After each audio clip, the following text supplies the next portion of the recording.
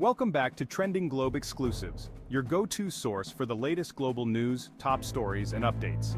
If you enjoy our videos or any of our content, make sure to stick around until the end of the video for today's question. Please be sure to share our content, leave a comment, and subscribe to our channel to support our growth. Now let's dive into today's story. I bet you didn't know President Joe Biden has approved the use of US-supplied missiles by Ukraine to conduct strikes deeper into Russian territory, lifting previous restrictions on longer-range weapons. This decision comes amid reports of thousands of North Korean troops being deployed by Russia to bolster its military efforts in the ongoing conflict, according to a US official and 3 additional sources familiar with the situation. The authorization allows Ukraine to utilize the Army Tactical Missile System, or ATACMs, to target locations further inside Russia, coinciding with President Vladimir Putin's mobilization of North Korean forces along Ukraine's northern border. This move aims to reclaim territory previously taken by Ukrainian troops. Biden's decision follows Donald Trump's recent presidential election victory, who has indicated a desire to rapidly conclude the war, creating uncertainty regarding the continuity of US military support for Ukraine. Sources discussing the matter did so anonymously as they were not authorized to speak publicly. Ukrainian President Volodymyr Zelenskyy reacted with caution, stating during his nightly address, "Strikes are not made with words.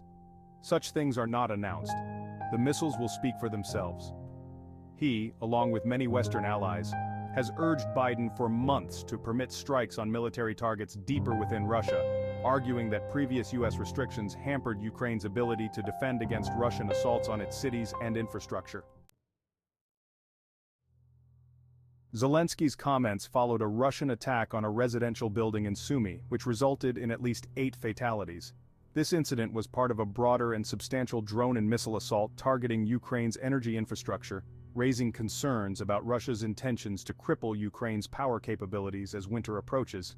And this is the answer to everyone who tried to achieve something with Putin through talks, phone calls, hugs, and appeasement, he remarked, seemingly referencing German Chancellor Olaf Scholz's recent conversation with Putin.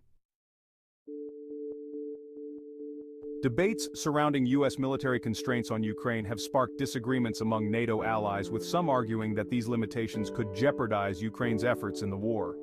Biden had previously resisted calls to escalate military support, aiming to avoid a situation that could draw the US and NATO into direct conflict with nuclear-armed Russia.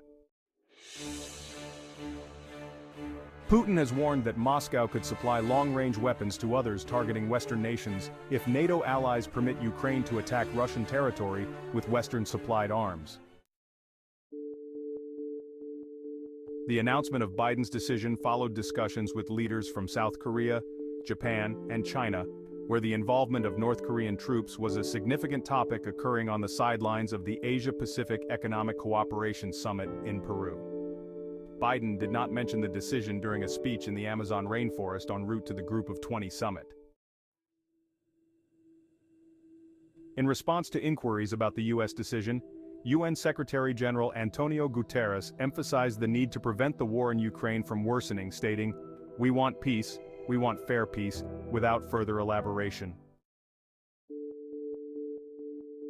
The newly allowed longer-range strikes are viewed as a direct response to North Korea's support for Russia's invasion of Ukraine. However, the supply of ATACMs is limited, raising questions among US officials about whether enough could be provided to create a significant impact. Some advocates for Ukraine argue that even a few targeted strikes within Russia could compel Russian military adjustments and resource reallocations. Reports indicate that North Korea has sent approximately 12,000 troops to assist Russia in reclaiming territory in the Kursk border region. Additionally, North Korea has reportedly supplied Russia with substantial munitions to replenish its depleting stockpiles. Trump, who is set to take office in January, has expressed a desire for an end to the conflict, but has been vague about whether he supports Ukraine's victory.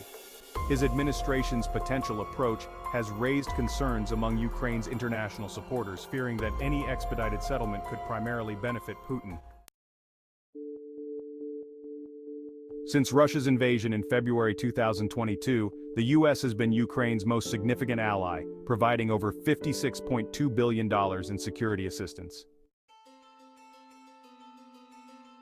However, the Biden administration has been cautious, often delaying the provision of advanced weaponry sought by Ukraine, responding only after significant pressure from Kyiv and its allies. This has included initial refusals of requests for advanced tanks, Patriot air defense systems, and F-16 fighter jets. In May, the White House permitted Ukraine to use US-provided weaponry for limited strikes just across the Russian border. You've reached the end of this video. Thank you for joining us at Trending Globe Exclusives. Make sure you check out our last video as well. Now for today's question. What are the potential implications of President Biden's decision to authorize Ukraine to use US-supplied longer-range missiles for strikes deeper inside Russia?